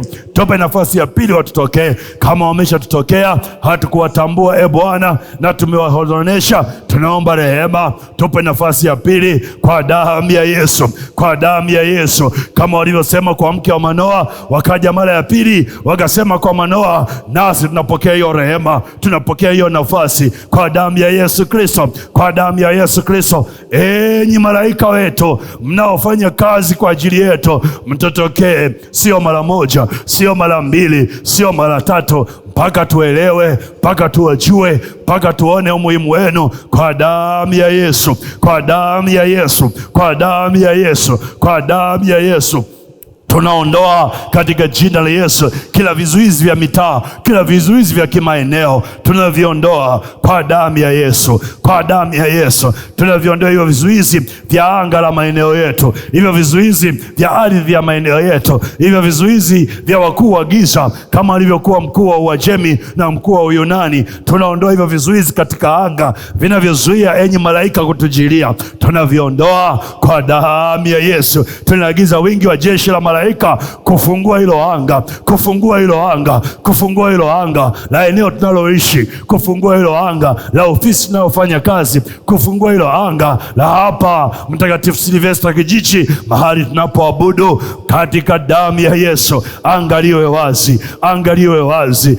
Pinzani wa kwenye anga tunaung'oa kwa damu ya Yesu, kwa damu ya Yesu. Kila mkuu wa anga wa eneo la Kijichi, kila mkuu wa anga wa mtaa huu wakuu, tunamwangazia ya kwamba hana nguvu, wana mamlaka juu yetu tena, katika jina la Yesu, katika jina la Yesu. Kila mkuu wa anga wa Temeke, wa Mbagala, wa Dar es Salaam anayezuia malaika kututokea kwenye anga, tunamkemea huyo mkuu wa uwezo wa anga kwa mamlaka ya jina la Yesu, na kwa mamlaka walio wakuu zaidi yako, kina Mikaeli, wakukemee katika jina la Yesu.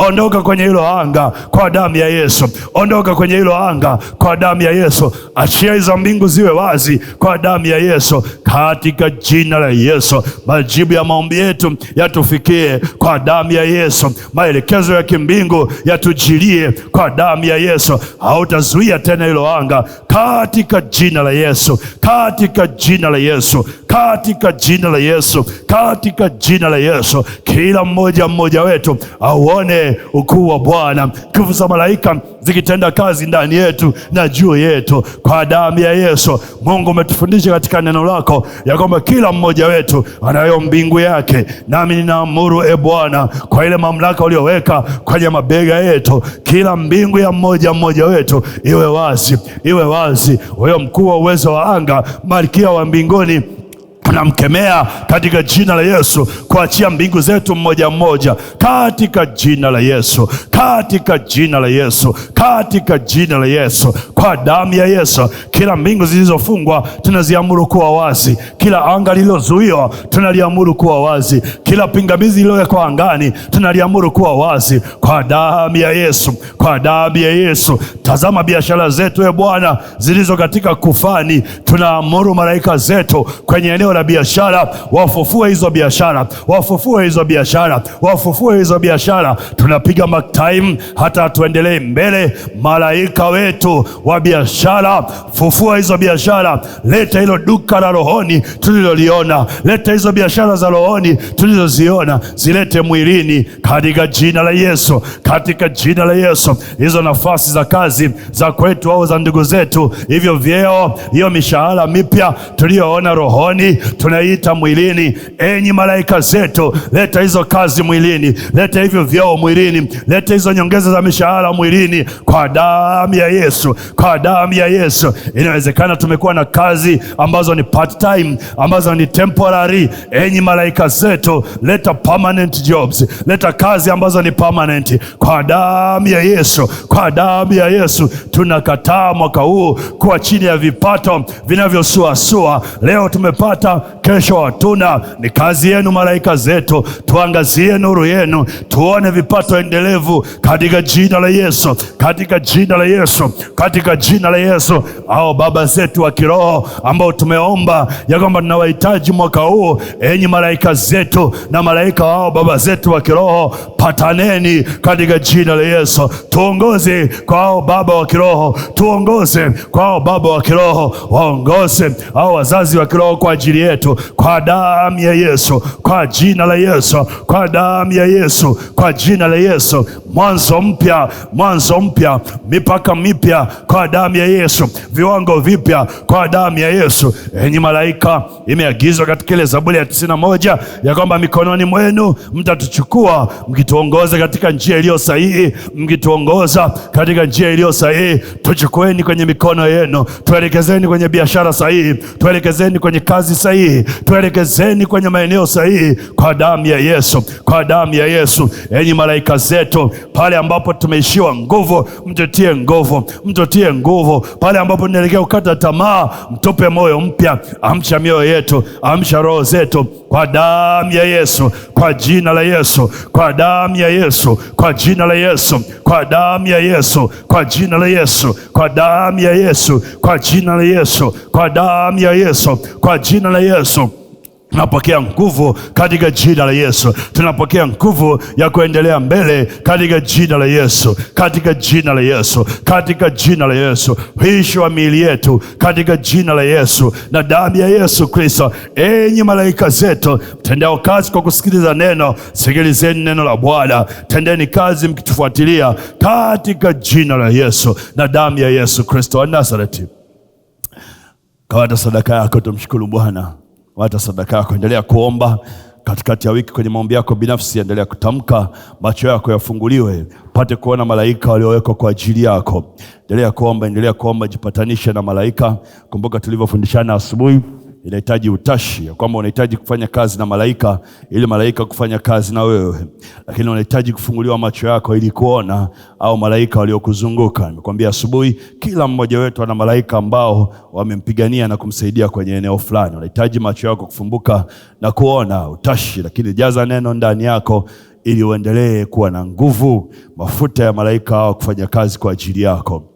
Nyanyua sadaka yako juu kwa mkono wa kulia. Baba, katika jina la Yesu Kristo wa Nazareti aliye hai, asante kwa ajili ya sadaka hizi ambazo umetupa, nasi tunakutolea kwa imani, tukipatanisha maombi yetu ya leo na sadaka hizi. Enyi malaika mtendao kazi, mkitazama neno na kusikiliza sauti ya Bwana, tazama sadaka hizi tunazotoa, tukijipatanisha na ninyi malaika zetu, kokote mliko, katika damu na jina la Yesu Kristo mtuonekania. Fungua macho yetu ya rohoni tuwaone, anza kututokea, tujue wingi wa jeshi la malaika wanaotuzunguka, thamani yetu ya rohoni tuione. Mungu, katika jina la Yesu, kwa sadaka hii sawasawa na neno lako, Bwana, jibu haja hii ya mioyo yetu, tuone ongezeko kwenye maisha yetu, katika jina la Yesu Kristo Nazareti tunaomba na kuamini, na kila mmoja aseme amen.